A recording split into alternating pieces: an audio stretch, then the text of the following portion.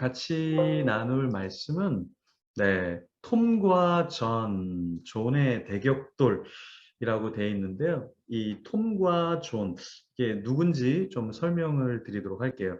이 책인데 칭의 논쟁이에요. 그래서 어떻게 해야 우리가 하나님께 하나님께 인정을 받는가라는 것인데 이 두 사람이 이제 서로 다른 이야기를 조금 하면서 논쟁을 하게 되었고요. 그게 칭의 논쟁이란 책으로 나왔는데요. 이쪽에 계신 분이 안경을 쓰신 분이 존 파이퍼 목사님이고, 이쪽에 안경 안 쓴 분이 톰 라이트라는 분이에요. 두 분 다 아주 쟁쟁한 목회자, 쟁쟁한 신학자입니다. 자, 이분들이 논하기 전에 이제 칭이라는 것을 전통적으로 어떻게 우리가 이해를 했냐면 존 스토트 목사님이 로마서 5장에서 8장을 강의할 때 이런 말씀을 하셨어요. 로마서의 칭의, 로마서에 대한 핵심의 메시지는 뭐냐면 5장은 하나님과의 화평, 6장은 그리스도와의 연합, 7장은 율법으로부터의 자유, 8장은 성령 안에서의 삶이라고 말씀하셨어요. 그래서 이 내용, 로마서의 핵심적인 5장에서 8장까지의 내용에 그러면 핵심이 뭐냐? 하나님의 사랑에서 우리를 끊을 수 없다. 이것이 존 스토트 목사님, 그러니까 전통적인 칭의에 대한 해석의 말씀이었어요. 이야기였어요. 그런데 이것을 조금 다르게 이야기하는 사람들이 나타나기 시작했습니다. 그게 누구냐 하면 바로 톰 라이트라는 분이에요. 이분은 성공회라고 해서 카톨릭의 배경을 갖고 있는 성공회 쪽의 목사님이면서 굉장히 뛰어난 신학자입니다. 근데 이분이 무엇을 주장하냐면 미래적인 칭의론을 주장해요. 이것은 무엇이냐면 지금 칭의를 받았다고 해서 구원이 보장된 게 아니라 미래의 마지막 행위를 통해서 완성되어지기 때문에 현재는 보류 상태다. 그러니까 우리는 이렇게 이야기하잖아요. 저 구원 받았는데요. 그런데 톰 나이트는 그렇게 얘기할 수 없어요. 마지막에 구원이 확정되지 않을 수도 있습니다. 그래서 이분의 주장은 뭐냐면 미래적인 칭의론을 이야기한다라는 거예요. 무슨 말인지 잘 모르시겠죠? 네. 김세현 박사님은 이렇게 얘기했어요. 유보적인 칭의론이다. 이 말은 또 뭐냐면 성도라고 해서 구원받는 게 아니다. 성도도 구원받지 않을 수 있다. 이것이 무엇이냐면 유보적인 칭의론이라는 것은 이런 거예요. 우리 그리스도인은 이미 구원받았지만 아직 구원받지 않았기 때문에 이 이미와 아직 사이에 있는 존재고 이것은 종말론적으로 끝에 가봐야 구원을 받는지 알 수 있다. 그래서 우리의 칭의는 지금 당장이 아니라 유보적이다. 이런 이야기를 하는 거예요. 그래서 이 톰 라이트와 김세윤 박사님은 우리가 전통적으로 알고 있는 칭의를 우리가 받는 게 아니라 우리의 삶으로 증명해내야 되고 마지막에 가서 그것을 확실히 알 수 있다라고 이야기를 한 거예요. 그런데 이제 문제가 생기는데 어떤 문제가 생기냐면 만약에 우리가 행위를 통해서 온전한 성화를 이루고 구원이 확정된다면 누가 구원을 받을 수 있을까요? 예를 들어서 이렇게 한번 이야기해 볼게요. 하나님의 은혜가 99%고 인간의 행위가 1%여서 그것을 충족시키면 우리가 구원받는다고 한번 생각해 볼게요. 그러면 이 1%, 우리의 역할의 1%를 100% 만족시킬 수 있는 그런 사람이 이 땅에 존재할까요? 예를 들어서 하나님이 거짓말하지 마. 그랬는데 우리는 그 1%에 해당되는 것을 100%다 지킬 수 있을까요? 예를 들어서 미워하지 마. 그랬는데 100% 우리가 하나님의 입장에서는 그래 그거 1%밖에 안 돼. 그런데 그걸 100% 우리가 누군가를 안 미워할 수 있을까요? 야, 너 게으르지 마. 그랬는데 하나님의 입장에서는 1%에 그냥 게으르지 않으면 돼. 근데 그런 1%를 우리가 100% 정말 게으르지 않고 제대로 살아갈 수 있을까요? 이걸 한번 생각해 보면 이 톰 라이트와 김세현 박사님의 유보적인 미래적인 칭의론이라는 것은 우리 인간으로서는 상당히 부담스러운 구원론이 된다라는 것이죠. 그렇죠? 그래서 섬기다 보면 이제 빠질 수 없는 것이 뭐냐면 이제 다툼과 변론인데 톰 라이트와 이 김세현 박사님과 또 존 파이퍼 목사님, 신학자가 막 다투고 변론을 했어요. 근데 이것이 20세기, 21세기에만 있는 것이 아니라 사실은 초대 교회에도 있었다라는 거예요. 초대 교회에는 어떤 것이 있었냐면 유대로부터 내려온 사람들, 그러니까 유대인이죠. 그 유대인들이 무엇을 가르치기 시작했냐면, 야, 모세의 법대로 할례를 받지 않아? 예를 들어서 구약의 어떠한 전통과 유전을 지키지 않아? 그러면 구원 안 돼. 이렇게 이야기했던 거예요. 그러면서 이제 막 믿기 시작한 사람들에게 너네는 구원을 받지 못하는 거야. 너네는 많이 부족해. 할례를 해야지, 율법을 지켜야지, 성경대로 모든 걸 다 지켜야지. 그러면서 이 구원에 대해서 인정을 안 해준 거예요. 그러니까 바울과 바나바는 유대인들 사이에서 적지 아니한 다툼과 변론이 있게 된 거죠. 왜? 바울과 바나바는 이방인들을 구원해 와서 그들에게 복음을 증거했잖아요. 근데 유대인들이 쟤네는 안 돼. 쟤네는 받아들일 수가 없어. 그러니까 이게 굉장히 마음이 어려운 거예요. 예를 들어서 여러분이 누구를 전도를 했어요. 전도를 했는데 우리 풍문교회에서 예를 들어서 풍문교회에서 안 돼요, 저 사람은. 왜 안 됩니까? 그러니까 저 사람은 성경을 하루에 10장은 읽어야 되는데 성경을 한 장밖에 안 읽으면 우리는 받아줄 수가 없습니다. 왜냐하면 우리의 율법적인 요구는 최소한 하루에 10장은 읽어야 되는데 그걸 안 읽으면 우리는 받아들일 수가 없죠. 그러면 여러분 마음이 어떻겠어요? 좀 힘들겠죠. 그래서 이 바울과 바나바가 유대인들 중에서 몇 사람을 예루살렘에 있는 사도와 장로들에게 보내기로 합니다. 그럼 한 가지 더 질문을 해야죠. 그럼 왜 바울과 바나바는 스스로 유대인들을 상대해서 설득하고 어떠한 논증하고 어떤 반박을 통해서 바로잡으면 되는데 왜 사람들을 따로 예루살렘까지 보냈을까요? 이것은 작은 싸움이 아니라 이것이 앞으로 굉장히 큰 싸움이 될 것을 알았기 때문에 전체 공동의회를 통해서 공의회를 통해서 이 이방인의 믿음이 진짜 믿음이고 받아들이는 거에 대해서 우리가 하나의 결정을 해야 되겠구나라는 것을 알게 된 거예요. 그래서 바울과 바나바는 사람들을 보냈던 것이고 이 공의회가 나중에 열리게 되었다라는 것입니다. 그러면 바울과 바나바는 교회 전송을 받고 베니게와 사마리아로 다니면서 무엇을 했냐면 사실은 돌아오는 길, 그러니까 이방인들이 주께 돌아올 수 있다면 지역을 따지지 않고 가서 복음을 전했던 거예요. 그러면서 이 일로 형제들을 다 크게 기쁘게 했던 거예요. 이 형제들이라는 것은 바울과 바나바와 함께 생각을 같이 한 형제들을 말하는 거고 유대인들은 마음에 안 들었던 거예요. 아니 왜 베니게 사람을 데려와? 아니 왜 사마리아 사람을 데려와? 쟤네는 우리가 받아들일 수 없는 인종인데 쟤네 왜 데려와? 그러면서 유대인들은 마음이 굉장히 어려웠다라는 거예요. 그러면 바울과 일행들은 왜 베니게와 사마리아로 다닌 뒤에 이방인들이 주께 돌아온 사실을 전하였을까? 이게 기존에는 없었던 일이기 때문에 사람들에게 알리기 시작하고 함께 해달라고 하고 함께 기뻐해달라고 했던 거예요. 이게 무슨 말이냐면 지도를 보면 여러분들 가운데 보면 구부로 섬이 보이죠. 밑에 지중해가 보이시죠. 그러면서 옆으로 가면 수리아가 보이고 베니게가 보이시죠.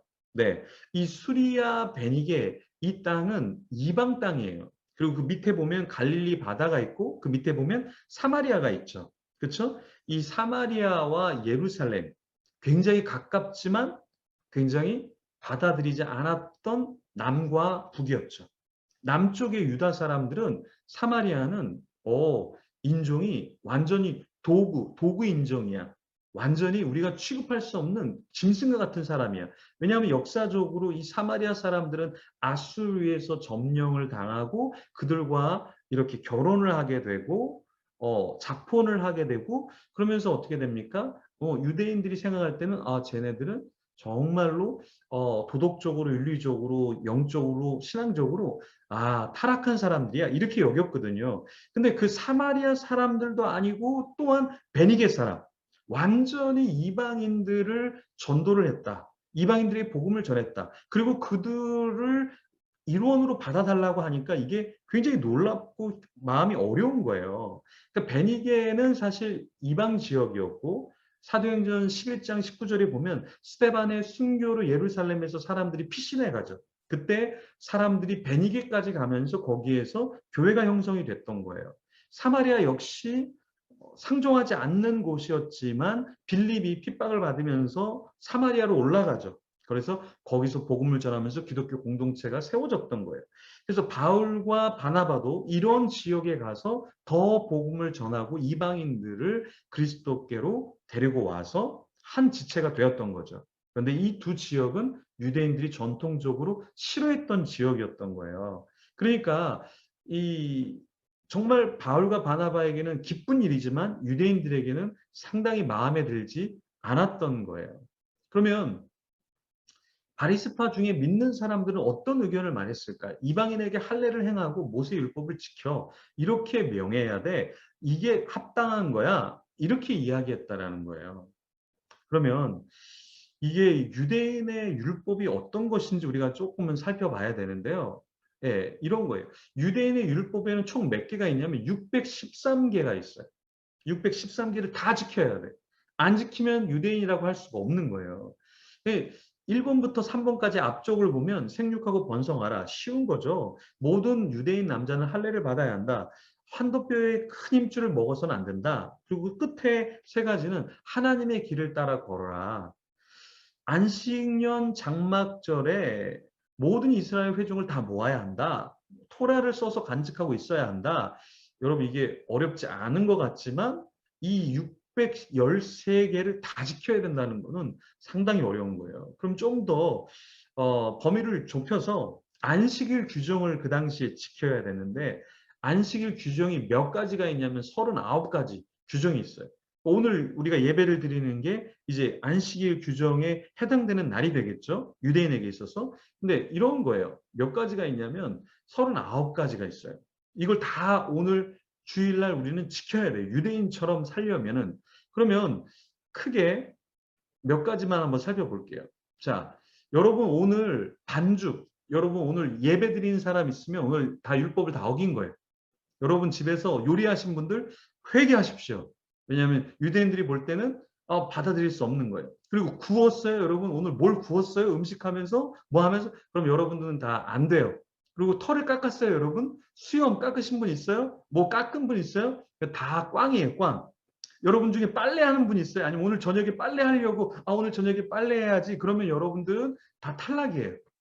유대 공동체 안에 들어갈 수가 없어요. 그리고 때렸어요? 예, 장난으로도 누굴 때렸어요? 네, 그러면 여러분은 탈락이에요. 네. 그리고 염색하신 분 있어요? 오늘 주일이라고 나 염색해야지. 화면에 오늘 오랜만에 나오는데 염색해야지. 이건 탈락이에요, 탈락. 왜요? 유대인들에게서는 안식일에 지켜야 될 것만 39가지가 있어요. 그리고 또 어떤 게 있는 줄 아세요?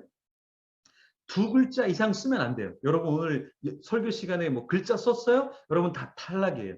예, 믿음에서 다 탈락이에요, 여러분들. 두 글자를 쓰기 위해서 막 지웠어요, 여러분? 그러면 여러분들은 탈락이에요. 집을 짓거나 허는 거. 망치로 뭘 납작하게 못을 박았어요, 여러분들? 다 탈락이에요. 그리고 여러분들 불 켰어요? 불 껐어요? 그럼 여러분들은 다 유대인들이 볼 때는 예배 지금 못 드려요. 여러분들은 다 탈락이에요. 네. 저도 여기 사무실 들어와서 불 켰거든요? 그러면 전 탈락이에요. 설교도 못 해요. 유대 사회에서는. 불을 켜고 끌 수가 없어요. 그래서 여러분, 유대인들은 그러면 주일날 어떻게 엘리베이터를 타느냐? 어떻게 유대인들은 엘리베이터를 탈까요? 누르면 안 되거든요. 그래서 유대인들이 사는 아파트는 모든 층들이 다 열렸다가 닫혔다가를 해요. 절대 손을 댈 수가 없기 때문에 주일날, 안식일 날에는 그들의 안식일 날에는 엘리베이터 앞에 딱 서 있으면 1층 열렸다가 닫혔다가 2층 열렸다가 닫혔다가 3층 이렇게 왜 그럴까요? 네, 누르는 게 노동이기 때문에 그래요. 누르면 안식일을 지키는 게 아니에요. 그러니까 우리가 생각할 때는 뭐 613개 뭐 지킬 수 있겠지 그러는데 안식일 규정만 39가지예요. 그거를 지킬 수가 없어요. 예, 이렇게 여러분들이 뭐 바느질을 한다? 그러면 안 돼요. 요리를 한다? 안 돼요. 뭐 뭘 사러 나간다? 안 돼요. 네, 걷는 것도 안 돼요. 그러니까 이게 굉장히 어렵죠. 그래서 사도와 장로들이 그럼 어떻게 구원을 받느냐에 대한 논의를 했던 거예요. 그때 이제 베드로가 먼저 선수를 치는 거예요. 여러분, 모든 회의와 어떠한 역사를 이룰 때는 그냥 가만히 있어서는 역사가 이루어지지 않아요. 마이크를 잡아야 돼. 마이크를. 그죠? 그래서 우리 기독교 안에도 인물이 나와야 돼. 우리 다음 세대 친구들이 대통령도 하고 장관도 국무총리도 하고 네 인물들이 나와야 돼요. 마이크를 잡아야 돼요. 자 보니까 하나님이 이방인들로 복음의 말씀을 들어 믿게 하시려고 오래전부터 바울을 택하였다. 그러면서 베드로가 바울을 막 지지해 주는 거예요. 이방인들에게도 성령을 주어서 증언하셨다. 그러면서 베드로가 막 지지하는 말을 하는 거예요. 이렇게 도와줘야 되는데 여러분들은 어때요? 제가 막 어려움에 처해 있으면 저를 도와주실 거예요?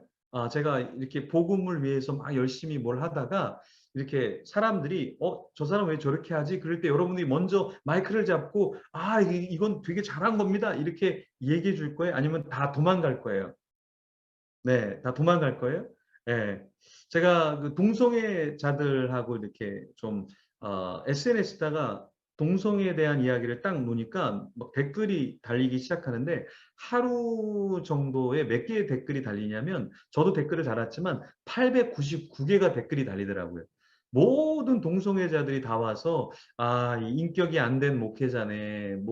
목회도 못 하겠네. 뭐 이렇게 하면서 무슨 뭐 그런 교회에서 뭐 영향력이 있다고 하네. 뭐 그러면서 뭐 가진 이야기를 다 해요. 그때 도와주는 사람이 있고 그냥 모른 척하고 지나가는 사람들이 되게 많더라고요. 같이 한마디 해주는 게 굉장히 크거든요, 사실은.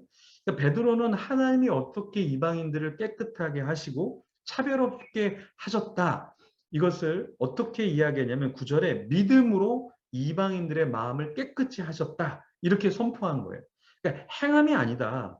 율법의 613개를 지켜서가 아니라 안식일에 뭐 39가지를 지켜서가 아니라 믿음으로 이방인들이 믿었고 하나님께서 깨끗하게 하신 거다라고 이야기를 해준 거예요.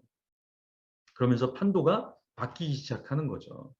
여러분, 베드로는 믿는 자들이 어떻게 하나님을 시험하고 있다고 했냐면 이스라엘 조상들과 믿는 유대인들도 능히 매지 못하던 멍에를 믿으려 하는 그런 자들의 목에 두고 있다고 이야기한 거예요. 이거는 정면으로 도전한 거예요.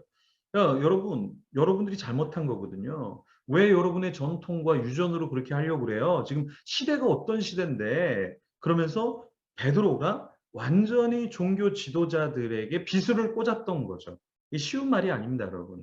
네. 근데 그렇게 한 거예요. 그러면서 여기서 말하는 시험이 어떤 뜻이냐면 시험은 헬라어로 페이라조라는 뜻인데요. 이 뜻은 시도하다, 시험하다, 유혹하다라는 뜻을 갖고 있어요. 근데 본절에서는 어떠한 뜻을 갖고 있냐면 장애물을 설치하다라는 거예요. 그래서 베드로가 아니 종교 지도자 여러분, 유대인 여러분, 왜 여러분들은 새롭게 그 믿음을 갖고 살아가려는 사람들에게 장애물을 설치합니까? 그래서 왜 못 들어오게 만들고 또 장애물을 설치하고 왜 그렇게 인생을 사십니까? 이렇게 이야기했다라는 거예요. 그렇죠? 복음이 말하는 하나님의 사랑은 무엇인가? 이 하나님의 사랑, 복음이 말하는 하나님의 사랑은 이제 우리가 두 가지로 얘기를 해요.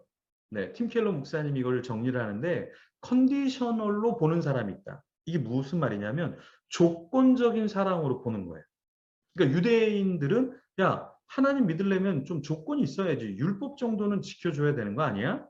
너네 이 정도는 좀 따라줘야지.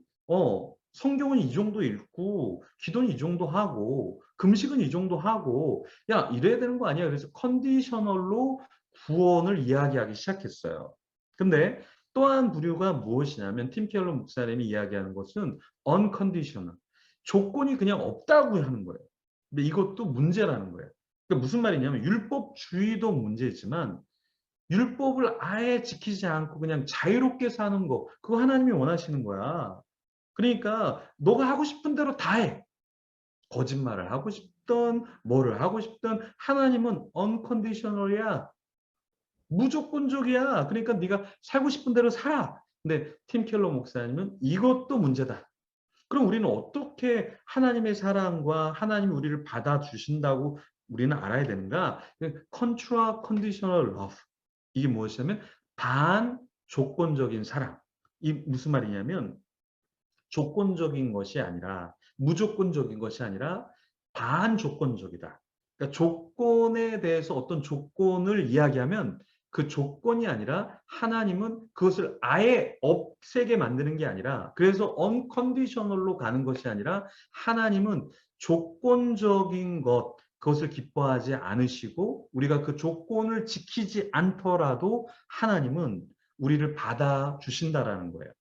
그래서 컨디셔널은 너무 조건을 딱딱 세우는 거예요. 언컨디셔널은 뭐냐? 조건을 아예 없애버리는 거예요. 근데 팀 켈러 목사님이 이야기하는 것은 하나님은 우리에게 분명히 율법을, 계명을 우리의 삶의 기준으로 주시지만 그것에 반한 하나님의 사랑을 우리에게 부어주셔서 우리가 죄를 짓더라도 하나님은 그것을 조건으로 우리를 탈락시키는 분이 아니라 무조건적이 아니라 조건에 있지만 지키지 못했지만 예수 그리스도에게 그것을 전가시켜서 주님이 십자가에 박히게 하시면서 그런 모든 것들을 다 하나님께서 보시면서 우리의 연약함을 예수님에게 짐지우시고 우리를 받아주셨다라는 거예요. 그래서 이 두 가지 조건적이냐 조건이 아예 없느냐 그것이 아니라 그 중간에서 예수 그리스도의 역할 그래서 우리가 은혜로 구원받았다라는 것을 말씀하는 거예요. 자, 이단이 굉장히 무섭죠. 근데 교회 안에 또 무서운 사람들이 어떤 사람이냐면 말씀과 신학과 교리를 말하는데 독보서처럼 교회를 어지럽히는 그런 가르침이 있다라는 거예요. 그래서 이것을 이 온전한 그리스도라고 싱글레어 퍼거슨이라는 그 신학자 분이 뭐라고 얘기했냐면 이 우리 교회 안에는 어떠한 사상이 들어있냐면 율법주의와 비율법주의가 같이 있는데 이 율법주의와 비율법주의는 사실은 같은 자궁 안에 있는 쌍둥이다. 그래서 이 두 가지는 다 위험하다라고 이야기를 해요. 이게 무슨 말입니까? 교회 안에도 이 정도 율법은 지켜야지. 똑바로 앉아. 똑바로 앉아. 율법을 안 지키면 너네는 다 구원받지 못해. 이것도 문제예요. 근데 여러분 그냥 뭐 주일은 안 지켜도 됩니다. 그리고 뭐 살인 뭐 괜찮아요. 뭐 거짓말 괜찮아요. 이런 비율법주의 이게 다 무엇이냐? 쌍둥이라는 거예요. 하나님의 입장에서 볼 때는 너무 율법을 지키려고 하는 것도 잘못됐고 또 너무 율법 없이 그냥 인생을 살려고 하는 것도 하나님 입장에 볼 때는 다 잘못된 가르침이다. 하나님께서 원하시는 그러면 우리의 삶은 무엇이냐?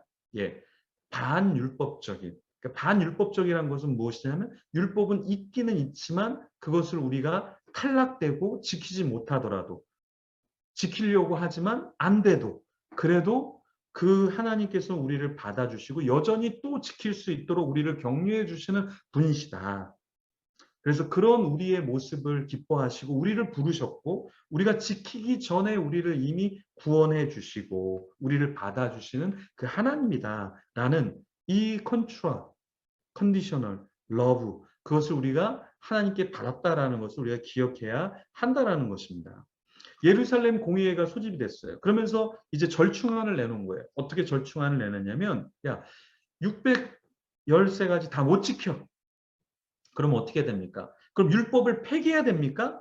아니, 율법을 폐기할 수 없어요. 그러면 비율법주의로 율법을 아예 없애야 될까요? 네, 그 사이에서 야 율법을 지켜야 돼. 비율법주의로 가야 돼. 근데 그 중간 지점으로 잡은 것이 무엇이냐면 야 우리가 이 네 가지만은 614가지, 613개 중에서 이 네 가지만은 그래도 우리가 좀 주의해야 되지 않겠냐. 믿더라도 그게 네 가지가 뭐냐면 우상 숭배하지 말자. 우리 자식을 우상으로 섬기지 말자. 돈을 우상으로 섬기지 말자. 그거는 최소한 우리가 지켜야 되지 않을까? 이렇게 잡은 거예요. 두 번째는 뭐냐면 야 목매어 죽인 거 그런 거 우리 먹지 말자. 이방 사람들이 그렇게 막 목매어서 죽이고 그런 것들 그게 뭐가 아름답냐. 야 그런 건 하지 말자. 우리 너무 풍습이 그건 좀 아닌 것 같아. 세 번째는 뭐냐면 음행. 야 음란하게 사는 거 그건 아닌 것 같아. 그건 좀 우리 주의하자. 그래도 하나님 앞에 그건 지키려고 노력해야 되는 거 아니야? 그리고 네 번째, 피채 먹는 행위. 야, 그거 하지 말자. 그거 하나님 기뻐하시지 않고 너무 너무 추해. 그렇게 하면 우리 몸에도 안 좋아. 그러니까 우리 이 네 가지만은 좀 우리가 주의해서 우리가 크리스찬인 거, 우리가 믿는 하나님의 사람이라는 것을 세상 사람들과 어느 정도 조금은 구분은 지어야 되지 않을까? 구별되어야 되지 않을까? 그래서 예루살렘 공의회에서는 믿었다 할지라도, 이미 믿었다 할지라도, 유대인일지라도, 새롭게 들어온 사람일지라도 과한 멍에를 지우진 않지만 최소한 크리스찬으로서의 어떠한 순결성을 갖기 위해서 이 정도는 지켜야 되지 않을까라고 결정을 지은 거예요. 그래서 초대 교회에서도 율법주의 아니야. 그럼 비율법주의 그것도 아니야. 우리가 최소 중간 정도 어느 정도로 지켜야 되는 네 가지 정도는 그래도 지키려다 하다 안 되고 또 안 되다가 또 지킬 수 있고 하니까 이건 우리가 노력을 하자. 구원의 요소가 아니라 구원을 받기 위해서가 아니라 구원받았기 때문에 우리가 이 모습을 하나님께 올려드리자라고 결정을 했다라는 거예요. 자, 베드로는요. 이방인들도 예수님의 은혜로 구원받았다라고 선포했고 바울과 바나바의 손을 들어줬어요. 그러면 이제 먼저 우리가 그리스도의 은혜를 받은 우리 자신이 그럼 어떻게 믿지 않는 자가 주님을 알 수 있는 통로가 될 수 있을까? 우리는 이것을 고민해야 한다라는 거예요. 오늘도 고민을 해야 되고 내일도 고민을 해야 되고 평생 우리가 고민해야 될 것은 바로 이거예요. 우리는 어떻게 그러면 믿지 않는 자가 주님을 볼 수 있도록 살 수 있을까? 네. 아까 그 네 가지만이라도 우리도 노력을 해야 된다라는 거예요. 그 네 가지가 무엇이었습니까? 우상 숭배하지 않는 거예요. 물질이 우상되는 거 아니에요. 쾌락이 우상되지 않는 거예요. 나의 명예와 인기가 우상이 되지 않는 거예요. 나의 미래의 보장이 우상이 되지 않는 거예요. 그런 삶을 우리가 살면 아, 저 사람 예수님 믿는 사람이네. 나랑 다르네. 음행을 하지 않으려고 하네. 와, 저 사람 음란하지 않으려고 하네. 와, 저 사람 뭐야? 하나님의 사람은 다르구나. 너무 흉측하게 피채 먹는 거? 목매어서 죽이는 그런 거? 야, 그런 것과 관련 없는 세상의 풍습, 세상의 흐름, 세상의 가치가 그 안에 들어가 있지 않네. 저 사람은 진짜야. 이것을 사람들에게 알려주고 그들이 우리를 통해서 하나님을 볼 수 있도록 우리가 통로가 되어야 한다라는 겁니다. 우리 가정에서도 통로가 돼야 되겠고요. 우리 교회 안에서도 통로가 되겠고 여러분들이 일하고 만나는 그곳에서 하나님의 통로가 돼야 된다는 거예요. 여러분 돈만 벌려고 해서는 안 돼요. 일만 하려고 해서는 안 되라는 거예요. 그냥 내가 스쳐 지나가는 사람이겠지. 그게 아니라 스쳐 지나가는 사람이 하나님을 만날 수 있도록 우리는 우리의 삶을 통로로 만들어야 한다라는 겁니다. 그래서 우리는 나이가 들면서 벼가 고개를 숙이듯이 우리가 나이가 들면서 세월을 살아가면서 우리는 어떻게 되는가? 나의 삶이 아니라 하나님의 삶을 드러낼 수 있는 통로가 되어 가고 있는가? 그래서 운전할 때도 옛날의 운전 습관이 아니라 새로운 운전 습관, 사람을 받아들이고 인정할 때도 더 많이 축복해주고 더 많이 끌어올려주고 그렇게 해서 하나님 앞으로 더 세워갈 수 있는 내가 그 통로인가? 우리는 이것을 끊임없이 고민해야 한다는 것입니다. 우리 이 시간에 같이 한번 말씀을 기억하면서 하나님 내가 우리 가정에 너무 많은 율법을 짐지우는 것은 아닙니까? 하나님 내가 너무 율법주의자 혹은 내가 너무 율법 없는 비율법주의자처럼 다 괜찮아. 뭐 세상 사람들도 다 그러는데 뭐 나도 그러는 거 괜찮아. 비율법주의자로 살고 있지는 않습니까? 그것이 아니라 컨트라 컨디셔널 러브로 주님 내가 반 율법주의적인 조건적인 삶을 내가 살아서 주님 앞에서 노력하지만 안 돼도 다시 노력하고 그렇지만 여전히 나를 받아주시는 그 주님의 은혜로 말미암아 통로가 되게 하여 주시옵소서. 우리 주 앞에 기도하며 나갑니다. 주여 감사합니다. 주여 감사합니다. 주여 감사합니다. 주여 감사합니다.